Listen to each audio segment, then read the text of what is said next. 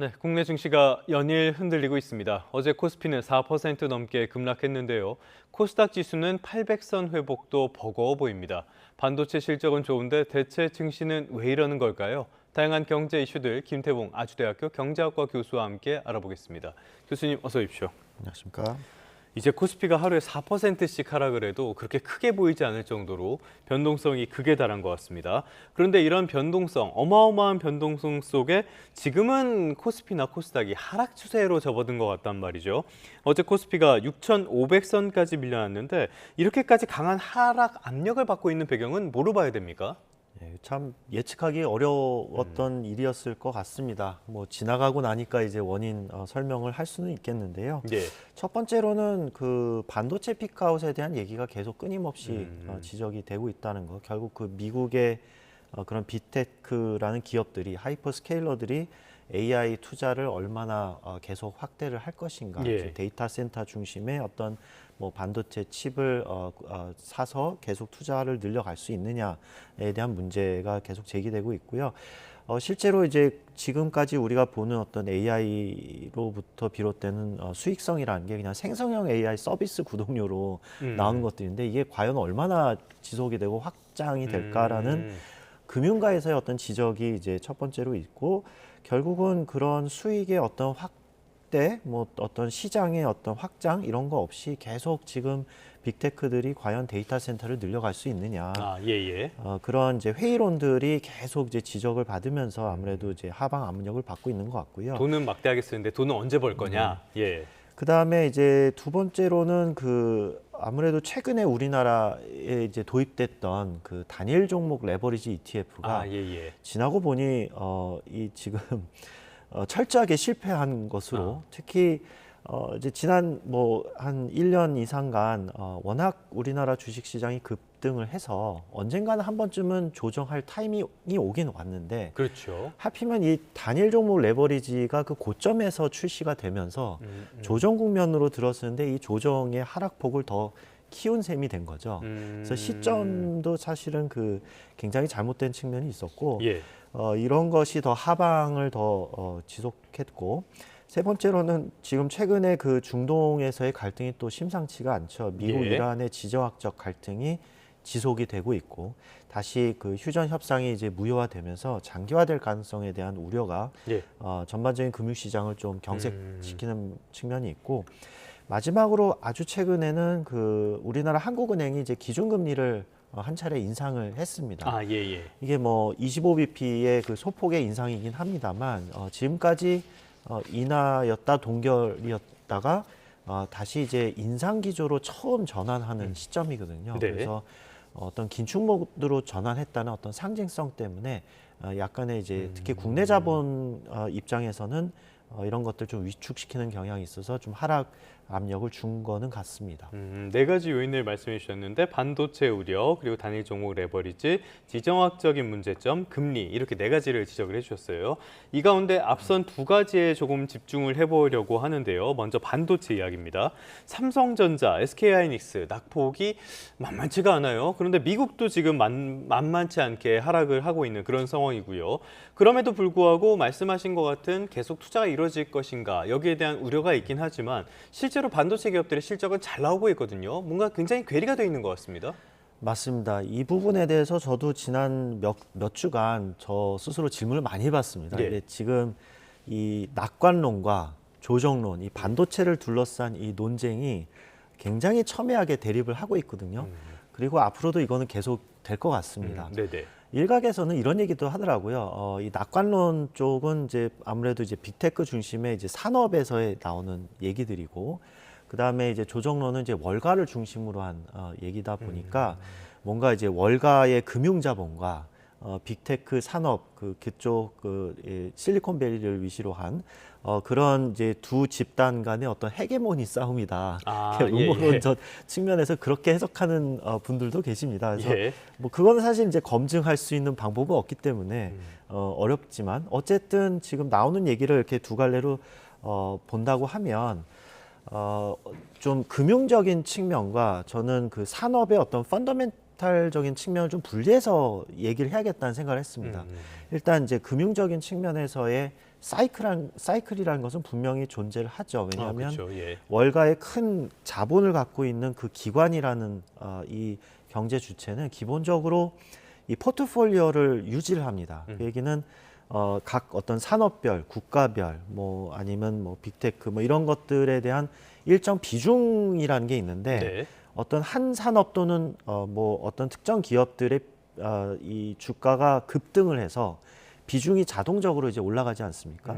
그러면 이거를 자동적으로 비중을 다시 조절해야 되는 일명 이제 리밸런싱이라는 네. 얘기를 하죠. 그래서 금융적인 측면에서 보면은 분명히 리밸런싱의 효과가 있습니다. 지금의 어떤 조정이라는 것은. 그러면서 다시 이게 이쪽 산업, 즉 반도체라는 산업에 자본이 들어가서 투자를 해야 될 근거가 새롭게 생겨야 된다는 거거든요. 예. 기존의 포트폴리오를 깰 만한 명분이 있어야 되는데 그것은 결국 그쪽 산업에서의 어떤 성장 가능성 또 성장이 또 새롭게 확인이 됐느냐 새로운 어떤 기술이 또 이렇게 도입이 돼서 됐느냐 이런 것들을 이제 확인하는 작업들이 지금 계속 예. 되고 있습니다. 그것이 그 하나의 예시가 AI 빅테크 기업들의 데이터 센터를 얼마나 계속 지속적으로 투자할 것이냐가 첫 번째 질문일 것이고 그로부터 이제 얻어내는 실제 수익이 그 기업들이 얼마나 될 것인가 네. 지속 가능성이 있느냐에 대한 확인 작업이 결국은 이제 금융가에서 계속 질문을 던지고 있는 부분이고요. 일각에서는 또 이런 얘기도 합니다. 이 빅테크 기업들이 지금 당장 수익성이 안 나더라도 그리고 지금까지는 워낙 현금이 많았기 때문에 빅데이터 이 자본 지출을 통한 이제 투자를 늘려왔는데 그랬죠. 최근에는 이제 채권 발행까지 하면서 네네. 이제 계속 지속을 하고 있는 거거든요. 근데 이 산업에서의 어떤 빅테크들끼리 AI 특히의 그 경쟁이 있기 때문에 절대로 투자를 멈출 수 없다. 수익성이 안 네네. 나더라도 네. 끝까지 이 시장을 먹기 전까지는 투자를 줄일 생각이 없을 거다. 그렇기 때문에 반도체에 대한 수요는 꽤 오래 더 갈 것이다라는 시각도 존재를 합니다. 그러면 이제 다시 이 금융적 측면을 조금 벗어나서 예. 이 반도체 전반적인 산업의 펀더멘탈적인 측면의 사이클은 무엇인가라고 물어보면 그 부분에 있어서는 확실히 기존의 사이클과는 좀 다르다. 물론 이제 이 주식의 어떤 변동과는 좀 별개의 얘기입니다. 네네. 앞서 질문하신 뭐 이쪽 반도체 기업들의 수익은 계속 나고 있는데 주가는 왜 떨어지나요?라는 궤리라는 것은 일정 부분 이제 갈 수 있는 부분인데 펀더멘탈 측면에서 이제 반도체가 확장이 되고 있는 하나의 증거가 바로 HBM이었죠. 기존의 기존 사이클은 범용 디램, 예. 낸드 플래시와 같이 공급 우선의 어떤 사이클을 갖고 있는 시장이었다고 하면 HBM 같은 경우는 이제 수요 측의 어떤 요구에 맞는 것을 이제 커스터마이즈해서 이제 공급자가 만들어내야 되는 시장이다 보니까 그리고 특히 그거는 이제 고부가가치의 이제 한정된 이제 커패시티를 가지고 생산해야 되고 병목이 지금 있기 때문에 그렇죠. 예. 이런 부분들이 이제 나왔다라는 건데 과연 이 반도체 전반적인 시장에 HBM에서 끝날 것인가라는 것도 있습니다. 왜냐하면 네네. AI 빅데이터 센터 다음 단계는 로봇이거든요. 그러면 이 로봇의 AI에 관련된 칩들은 고부가 가치의 저전력, 초소형 반도체 칩들이 필요할 것입니다. 그런 기술의 혁신들이 앞으로 또 전개가 될 것이기 때문에 이 사이클적인 이 논쟁은 계속 지속이 될 것으로 이제 사료가 됩니다. 어쨌건 메모리 반도체 산업의 형태가 좀 바뀌고 있다. 그렇기 때문에 이번 주부터 나올 미국 빅테크들의 실적 발표 어떤 내용이 나올지가 굉장히 중요해질 것 같은데요. 두 번째 요인으로 지목해 주신 단일 종목 레버리지 ETF. 이거는 지금 시장에서 완전히 도박판을 만들었다. 이런 비판까지 받고 있는 게 사실이거든요. 정부에서 이 예탁금을 높이고 거래를 조금 더 묶음으로 하게 되는 여러 가지 대책들을 내놨는데 지금 상황 이런 대책만으로 변동성을 줄일 수 있다고 보십니까? 뭐 결국 뭐 다 미시적인 조치들인데 예. 뭐 일부 변동성은 조금 줄일 가능성은 있다고는 보고요. 예. 또 이미 엎질러진 물 아닙니까? 좀 조정 받을 대로 다 받고 될 수가 없죠. 예, 예. 저점으로 다 예. 내려온 상태에서 뭐 더 이상 뭐 더 내려갈 수도 있겠습니다만 뭐 이제 내려갈 가능성이 이제 점차 좀 줄어들고 있는 상황이기 때문에 그런 미시적인 조치가 아니어도 변동성은 자연스럽게 줄어들 것 같기도 한데요. 아, 네네. 근데 이제 다만 이걸 보면서 저는 이제 예전 사례가 생각이 납니다. 우리나라 이제 IMF 전에 결국 OECD 가입을 하면서 네. 금융시장을 좀 준비가 덜 된 상태에서 개방을 하다 보니까 이 급격한 뭐 자본 유입과 유출입을 이제 야기하면서 외환 위기까지 번진 거였거든요. 네. 그러니까 결국 자본 시장에서 어떤 새로운 제도를 도입을 한다고 했을 때 과연 우리가 그거를 버틸 만한 체력이 되는가? 분명히 그 새로운 제도의 도입은 대개는 이제 이제 개방, 자유화, 뭐 이런 ETF 상품의 도입, 결국 이제 위험을 수반한 것들을 우리가 도입을 하는 거거든요. 그럼 그 위험에 대해서 우리가 얼마나 준비가 돼 있는가라고 물어보면 지금 와서 나타난 것은 준비가 안 돼 있었다라는 거죠. 그 중에서 제가 가장 크게 보는 것은 결국 우리나라 주식 시장에 들어와 있는 자본들이 장기 자본이 없습니다. 그러니까 국민연금을 제외하고는 네. 이 버텨줄 그러니까 어떤 변동성에 대해서 이게 쉽게 매도하지 않는 기계적으로 매달 유입되는 어떤 장기 자본이라는 게 부재한 것이죠. 저희가 지금 그래픽을 하나 준비한 네. 게 있는데요. 코스피의 거래 대금이 계속 줄어들고 있다. 이런 내용들을 저희가 하나 준비한 게 있거든요.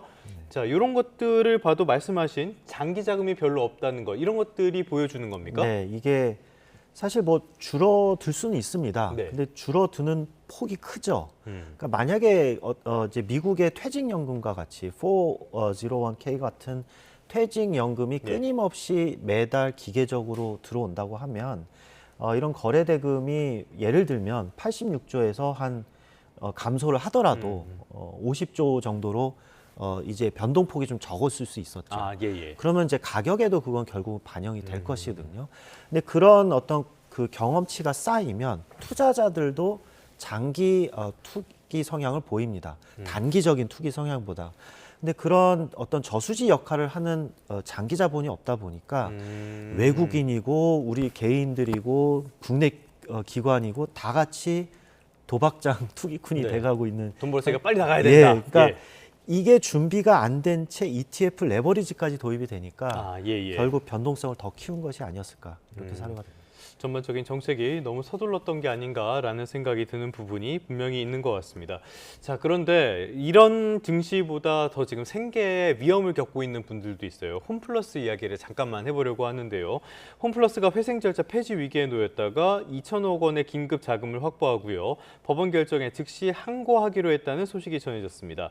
마지막 회생 기회다라고도 볼 수가 있는데 이게 받아들여진다고 해도 앞날이 순탄할 것인가 이 부분에 대한 의구심도 있는 것 같아요. 교수님은 어떻게 보십니까? 예, 뭐 거의 사실 수명 연장 정도 한 걸로 보입니다. 그 법원에서 얘기한 그 미니멈 리ኳ이먼트라고 볼 수가 있죠. 2천억 원을 어떻게 조달을 해서 이제 회생 절차를 재개한 수준인데 과연 이것이 회생 가능하냐라고 물어보면 일단은 그 시장에서 인수자가 없다라는 게 공개적으로 인수자가 나타나지 않았다는 거가 과연 회생이 가능할지는 좀 의문이 들고요. 그럼 그 다음 단계에서 그러면 그 홈플러스가 가지고 있는 여러 가지 이제 어떤 자산 또는 영업 능력에 있어서 이거를 활용할 수 있는 방법은 없을까라는 이제 질문을 해보면 좀 단순히 그러니까 홈플러스의 어떤 영업을 인수한다기보다도 뭐 예를 들면 부동산 부지를 인수해서 다른 방안으로 활용한다든지 이런 것이 필요하지 않을까 이렇게 사료가 됩니다. 알겠습니다. MBK 파트너스 여전히 이 사태에 책임을 질 생각은 별로 없어 보이는데요. 당국의 철저한 조사도 필요하겠습니다. 지금까지 김태봉 아주대학교 경제학과 교수와 함께했습니다. 오늘 말씀 고맙습니다. 네, 감사합니다.